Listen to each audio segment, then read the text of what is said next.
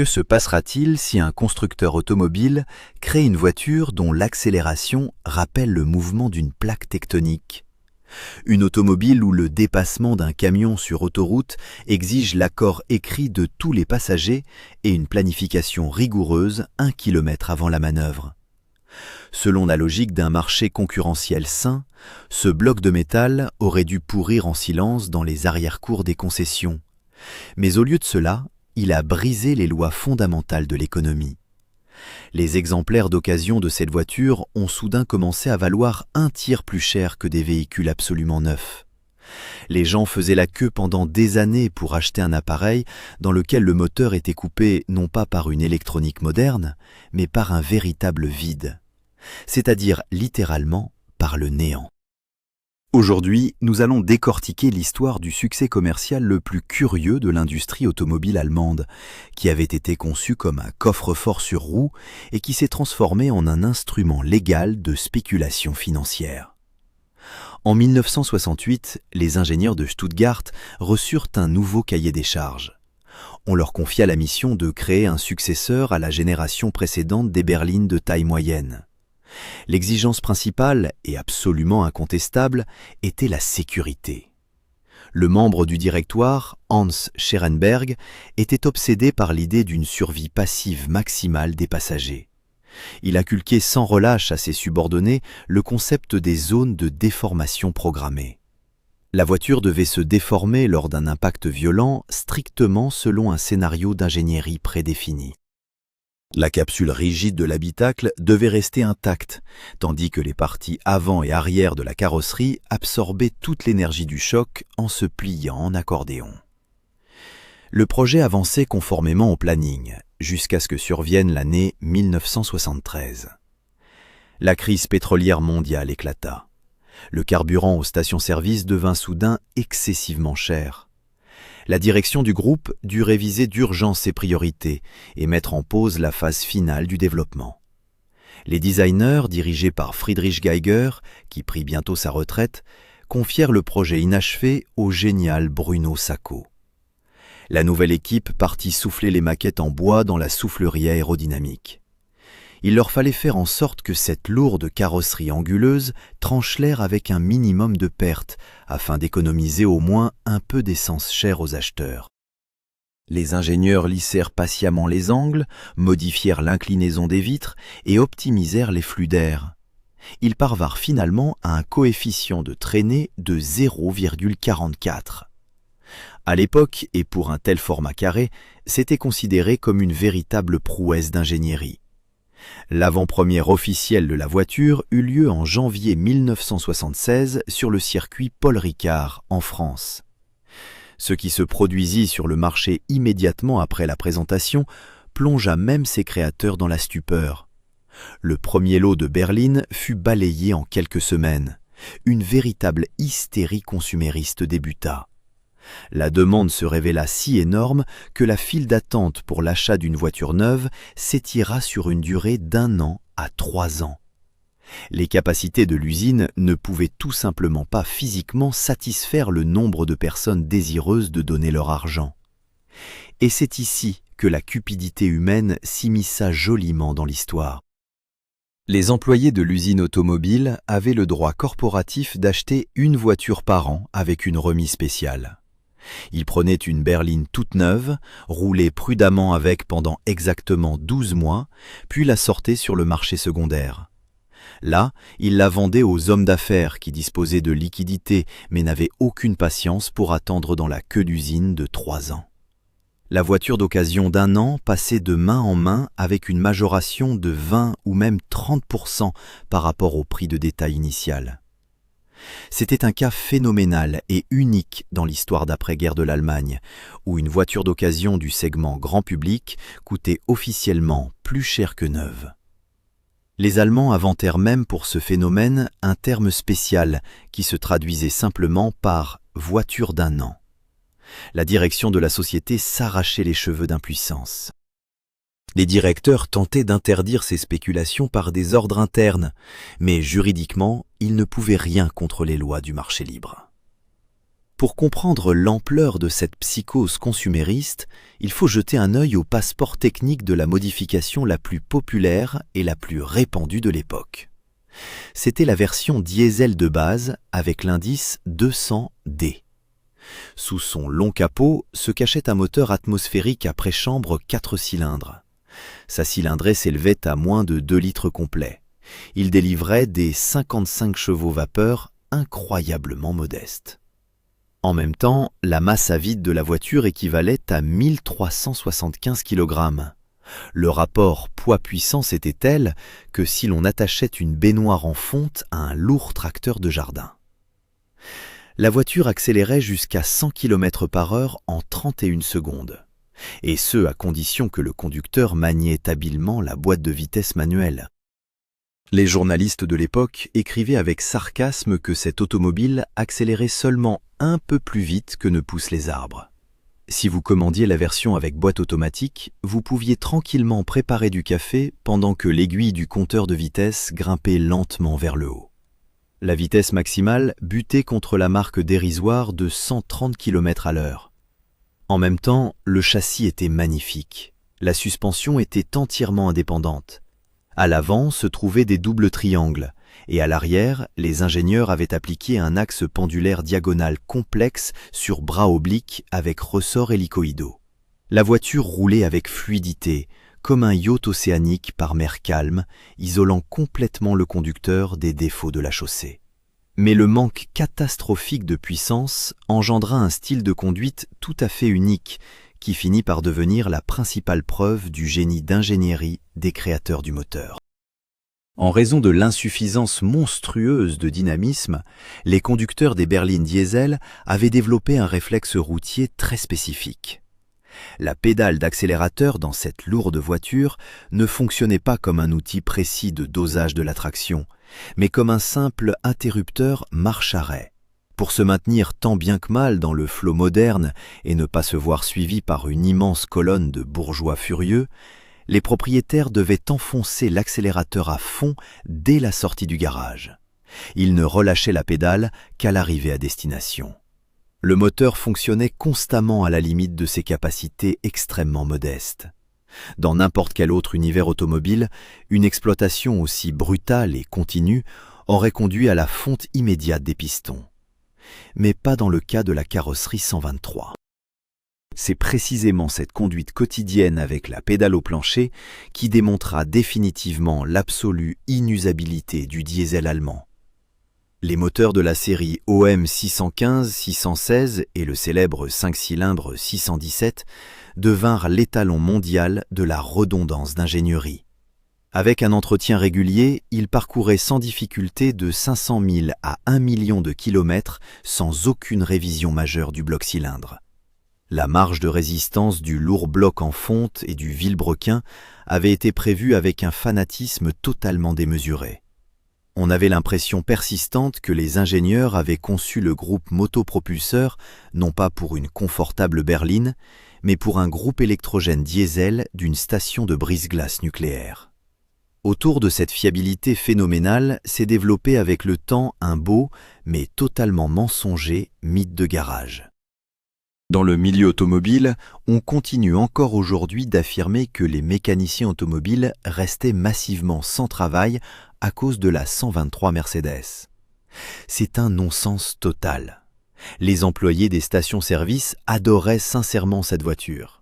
Elle leur assurait pendant de longues années un revenu financier stable, régulier et très prévisible. Le fait est que la longévité du fer allemand dépendait directement d'un entretien pédant. Les moteurs diesel ne pardonnaient absolument pas la négligence des propriétaires. Les mécaniciens devaient régler manuellement les jeux thermiques des soupapes tous les 20 000 km parcourus. L'huile minérale moteur perdait très rapidement ses propriétés protectrices. C'est pourquoi il fallait la remplacer strictement tous les 5 ou, dans le cas extrême, 7500 km. Si le propriétaire économisait et oubliait ses procédures de base, le moteur éternel se transformait rapidement en un tas de ferraille sale très coûteux. Et maintenant, regardons les versions essence des mêmes années de production. Les premiers moteurs 4 cylindres de la série M115 avaient hérité de leurs prédécesseurs une construction abominable des canaux d'huile interne. En raison d'une famine d'huile constante, ils dévoraient leurs propres arbres à cames avec un appétit incroyable. Une douleur financière distincte pour les propriétaires étaient les carburateurs britanniques Stromberg. Ils constituaient un mécanisme incroyablement complexe qui exigeait un réglage constant par des spécialistes très spécialisés dotés d'une oreille musicale. Si l'ancien carburateur se dérégulait, la modeste berline allemande commençait à consommer du carburant à seau. Ainsi, les mécaniciens ne souffraient jamais du manque de travail rentable. Ils aimaient cette voiture parce que tous les organes étaient agencés de manière extrêmement logique. La voiture pouvait être réparée avec un jeu de clés à molette ordinaire sans lire pendant des heures les instructions d'usine embrouillées. Mais si la mécanique classique était compréhensible et fiable, le système de commande des fonctions auxiliaires ressemblait à un produit d'une imagination enflammée. Les ingénieurs à Stuttgart avaient complètement perdu la tête à cause d'un amour malsain pour la pneumatique. Dans cette voiture, presque tout était commandé par le vide ordinaire. Sur le moteur se trouvait une pompe mécanique qui créait constamment une dépression. De celle-ci, sur toute la carrosserie, sous les tapis de l'habitacle et derrière le tableau de bord, s'étiraient des dizaines de mètres de fins tubes en plastique. Le vide verrouillait les portes lourdes par l'intermédiaire de la serrure centrale. Le vide réglait la hauteur du faisceau lumineux dans les phares en verre. Le vide commandait les clapets complexes du climatiseur et bloquait même de manière indémontable la serrure du bouchon du réservoir. Tout ce système pneumatique grandiose fonctionnait magnifiquement, exactement, jusqu'au moment où l'un des nombreux tubes ne s'effilochait à cause de la banalité de l'âge. Trouver l'endroit exact d'une fuite d'air dans cette gigantesque toile d'araignée était plus difficile que de localiser une perforation microscopique dans un énorme matelas gonflable. Mais le plus grand absurde technique attendait les propriétaires des versions diesel à la toute fin du trajet. Dans toute voiture normale, pour arrêter le moteur, il suffit de tourner la clé de contact et de couper l'alimentation en carburant par l'électronique. Dans la carrosserie 123, l'arrêt du lourd diesel était également assuré exclusivement par le vide. Lorsque le conducteur tournait la clé en position arrêt, une valve pneumatique spéciale s'ouvrait. Elle tirait une tringlerie métallique sur la pompe à carburant et arrêtait mécaniquement l'alimentation en gasoil. Si la conduite à vide perdait son étanchéité, une comédie exquise se déroulait sur le parking. Le conducteur s'arrêtait, tournait la clé, la retirait de la serrure de contact, la rangeait dans la poche de son pantalon et le moteur continuait à ronfler rythmiquement comme si de rien n'était. Pour stopper cette rébellion incontrôlée des machines allemandes, le malheureux propriétaire devait sortir dans la rue, ouvrir le lourd capot et appuyer manuellement sur un petit levier rouge spécial portant l'inscription « Stop ». Ce levier était situé directement sur la pompe à carburant brûlante. La situation paraissait incroyablement comique. Un homme d'affaires distingué en coûteux costume de laine sortait de la berline prestigieuse, ouvrait le capot et plongeait les mains nues dans les entrailles sales du compartiment moteur, simplement pour faire taire sa luxueuse voiture. Le statut de char d'assaut blindé invulnérable engendra une autre erreur historique de masse. De nombreux profanes sont convaincus que les premières versions de la carrosserie étaient fabriquées en tôle épaisse de navire qui ne pouvait physiquement pas rouiller. En réalité, les voitures des 3 premières années de production, fabriquées de 1976 à 1979, pourrissaient à une vitesse catastrophique. Après la sévère crise pétrolière, les constructeurs automobiles économisaient sur absolument tout. L'usine achetait massivement de l'acier recyclé bon marché de qualité douteuse. Dans les larges passages de roues, les protections en plastique faisaient totalement défaut. En outre, les chimistes avaient commencé à expérimenter avec des apprêts hydrosolubles écologiques. Le résultat fut désastreux pour la réputation de la marque. Les seuils, les parties inférieures des portes, les emplacements de criques et les fixations des phares avant des berlines prestigieuses se dissolvaient rapidement. La carrosserie pouvait se couvrir de trous traversants disgracieux en seulement quelques années d'utilisation hivernale. Ce n'est qu'en 1980 que l'usine a radicalement revu son approche du traitement anti-corrosion. Les ingénieurs commencèrent à appliquer une galvanisation partielle des éléments de carrosserie et à remplir généreusement les cavités cachées de mastiques protecteurs épais. Ce n'est qu'après ces mesures d'urgence que le métal finit enfin par correspondre à la longévité de son moteur inusable. En 1977, les dirigeants conservateurs du groupe osèrent une démarche que beaucoup qualifièrent d'acte de pur masochisme financier. Ils lancèrent un coupé 2 portes sur un empattement raccourci, ce qui était tout à fait prévisible et logique. Mais la véritable révolution se produisit à l'automne lors du salon automobile de Francfort. Y fut présenté le premier break de série de l'histoire de la marque de Stuttgart. Jusqu'alors, la construction des versions commerciales était exclusivement confiée à des carrossiers indépendants. La direction considérait depuis des décennies qu'une marque prestigieuse ne devait physiquement pas produire de voitures pour peintres et agriculteurs. La longue carrosserie avec un immense coffre était fermement associée à un travail sale et pénible.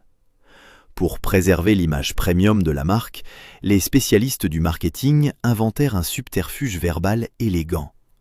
Le break reçut une désignation spéciale sous la forme de la lettre latine T. Le constructeur déclara officiellement à la presse que cela signifiait tourisme et transport.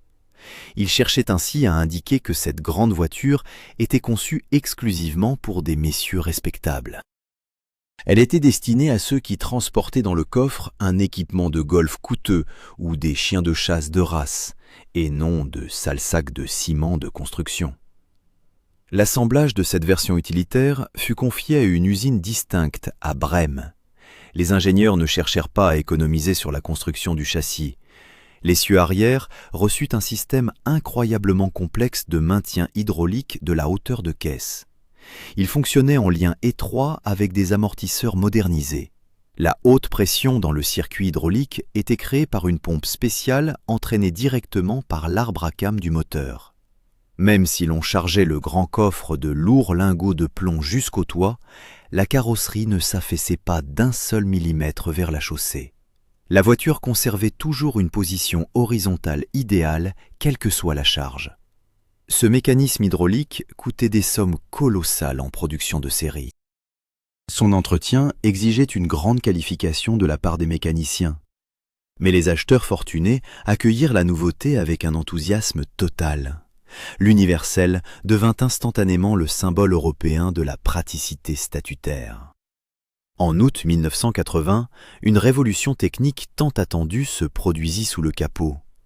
Les vieux moteurs essence, avec leurs carburateurs capricieux et leurs joints d'étanchéité constamment fuyants, furent enfin envoyés sur la décharge historique.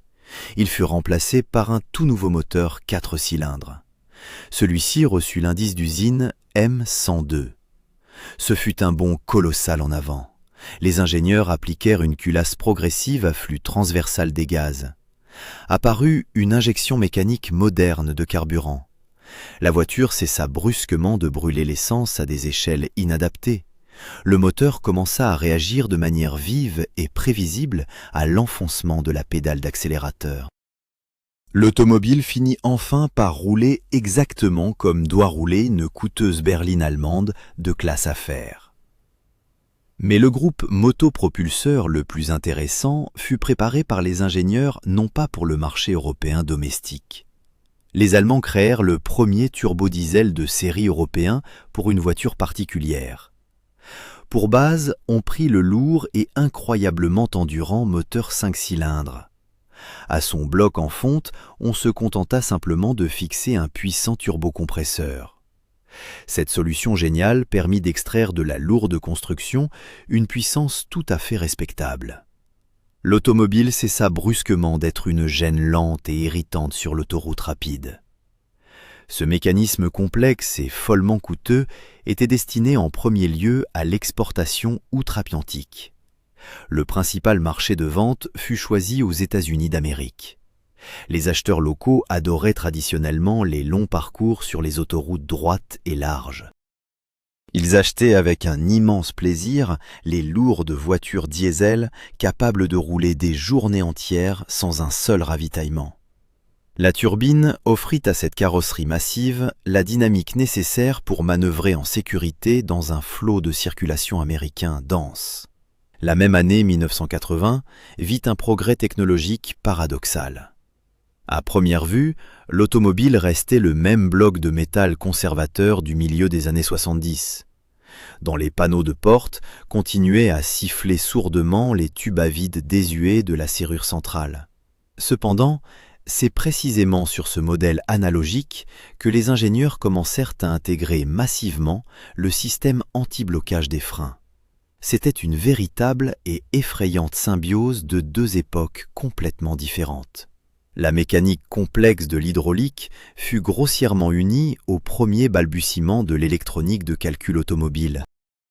Des capteurs électromagnétiques spéciaux lisaient en continu la vitesse de rotation de chaque roue séparément. L'information était traitée par un bloc électronique primitif, mais incroyablement fiable. Si, lors d'un freinage d'urgence, une des roues se bloquait complètement et commençait à glisser sur l'asphalte, l'ordinateur ouvrait instantanément la valve de dérivation. La pression dans le circuit de freinage était relâchée pendant des fractions infimes de secondes. La roue recommençait à tourner et à s'accrocher convulsivement à la surface de la route. Le conducteur, durant ce processus, ressentait une forte vibration et une pulsation rigide sur la pédale de frein. Mais l'essentiel résidait dans le fait que la lourde automobile maladroite conservait intégralement sa tenue de route. Le conducteur pouvait tourner en toute sécurité le volant et contourner froidement un obstacle imprévu, même avec la pédale de frein enfoncée à fond. Aujourd'hui, cela semble la fonction de base la plus banale de n'importe quelle petite voiture bon marché à crédit. Mais 40 ans plus tôt, cela était perçu par les conducteurs comme une véritable magie noire, issue du domaine secret des technologies aérospatiales. Le système était proposé aux acheteurs aisés exclusivement en option. On en demandait des sommes absolument astronomiques. Le prix de détail de cette électronique anti-blocage salvatrice équivalait à celui d'une voiture d'occasion correcte de la classe Golf. En 1982, le niveau de sécurité passive progressa encore davantage. Une ceinture de sécurité pneumatique du conducteur apparut officiellement dans la liste des équipements optionnels. Le système consistait en un mécanisme complexe muni d'une cartouche pyrotechnique qui se dissimulait directement à l'intérieur du volant massif. En cas de collision frontale violente, des capteurs de surcharge spéciaux envoyaient un signal à la cartouche pyrotechnique. En une fraction de seconde, l'airbag se déployait et se remplissait de gaz, empêchant un choc mortel de la tête contre la jante rigide du volant ou la planche de bord. Cette nouveauté coûtait des sommes fabuleuses.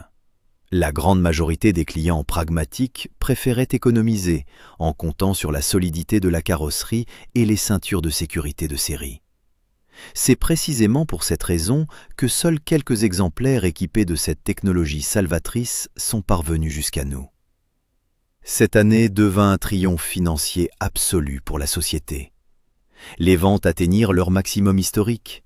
Les usines fonctionnaient en 3 équipes, assemblant des carrosseries en métal galvanisé, dotées de moteurs à injection modernes et d'un système anti-blocage avancé.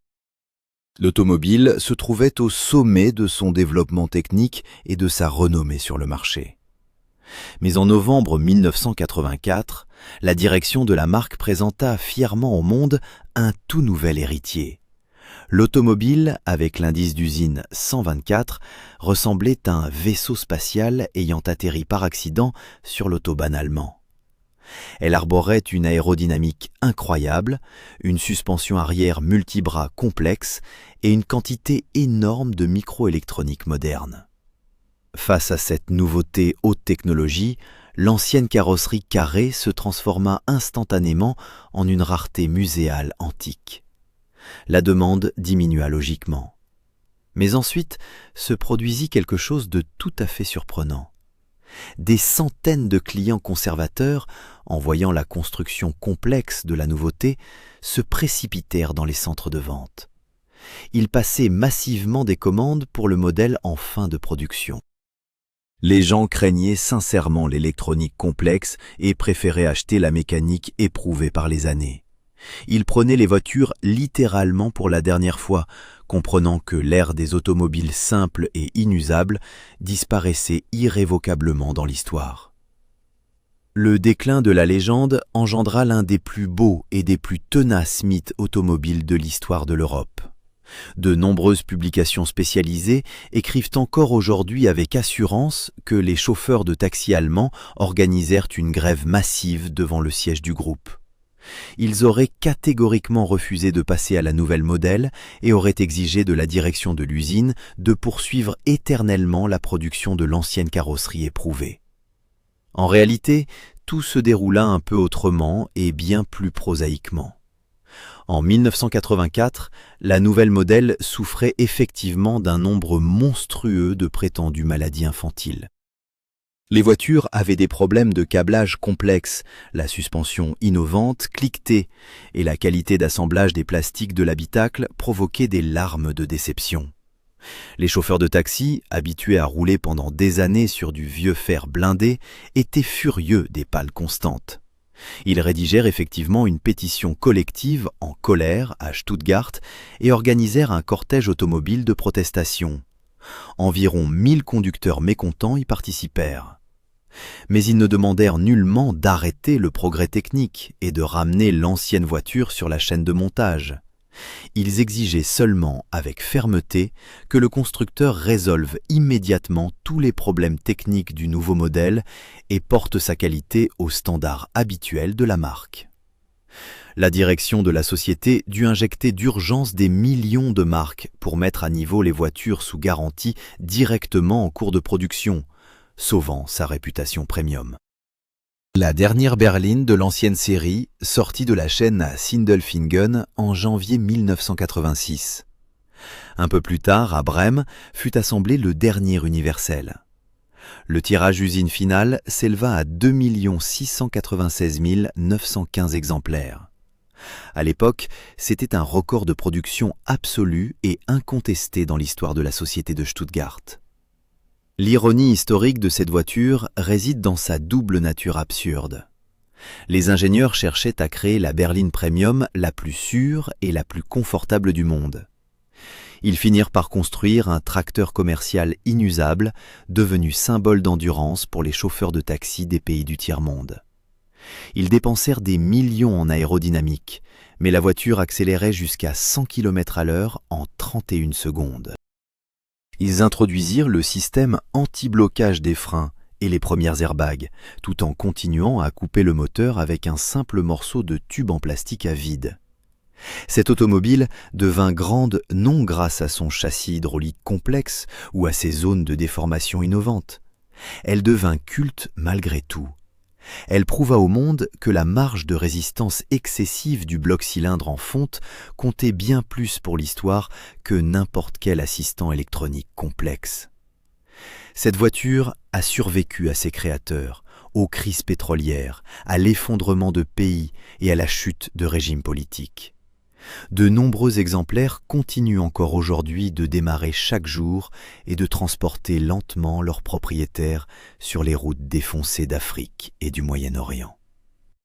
L'histoire de la carrosserie 123 nous enseigne une vérité simple et lucide. La meilleure automobile au monde n'est pas celle qui est bourrée d'écrans et capable de se garer seule grâce à un smartphone. C'est un lourd morceau de métal intelligemment conçu où chaque pièce est usinée avec un